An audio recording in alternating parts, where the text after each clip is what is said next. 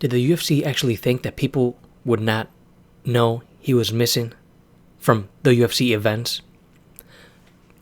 So, here's a guy who is a master in his job, one of very few masters in the entire planet. Goes without even saying. This all started. Somebody asked him, did you lose sponsors because of the Reebok deal? That's it. He said he lost everything regarding sponsors and a nice vest.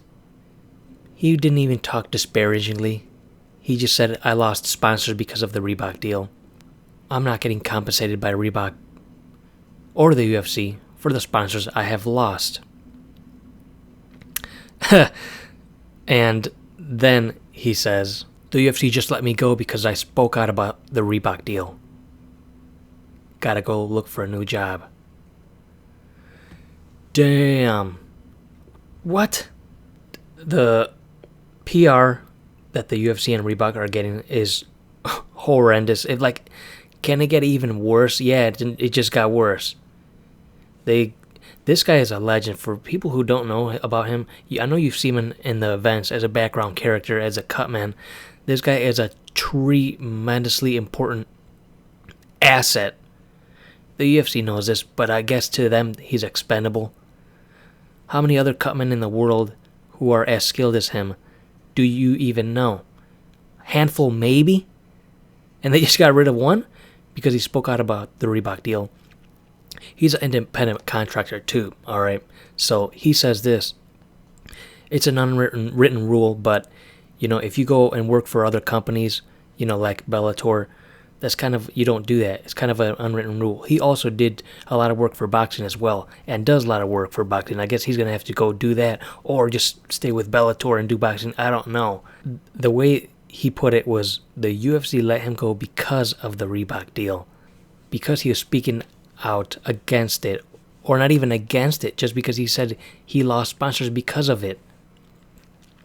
If Jose was not a champion, he would be let go. Just because he actually said that, yes, he actually lost sponsors because of the Reebok deal, they let him go. What's going on?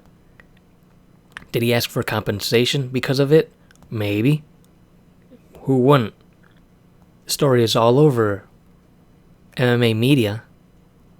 It's just these Reebok morons, these UFC idiots.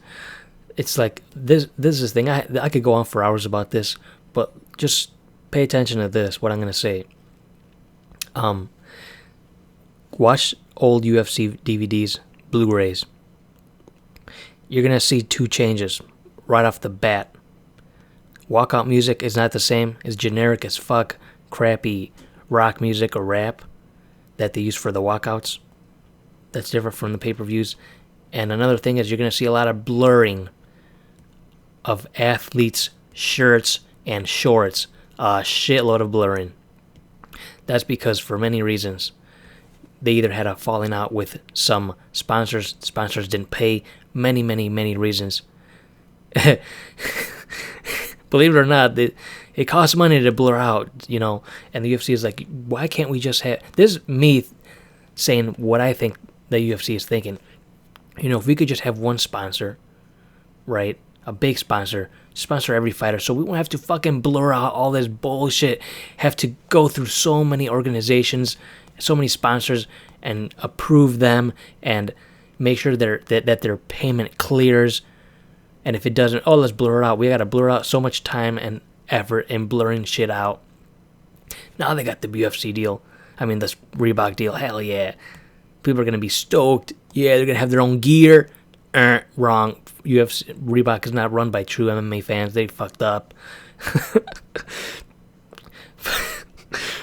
Plus, the fighters are losing so fucking much money, and for them to do this to Stitch, that's not right. That's not ethically right. He didn't even say anything horrible about Reebok, unlike Jose and a few others who are now gone, by the way. But they sucked anyway. This is just making the UFC look horrible. It's making Reebok look horrible. I want to know what those two dumb-ass morons, companies, have to say about this. I want to end the video by saying this. I actually met him. Extremely nice guy. Very nice to the fans and to the fighters as well. Anyone you will talk to that has met him, or even the fighters, will all say the same thing. Genuinely a nice person.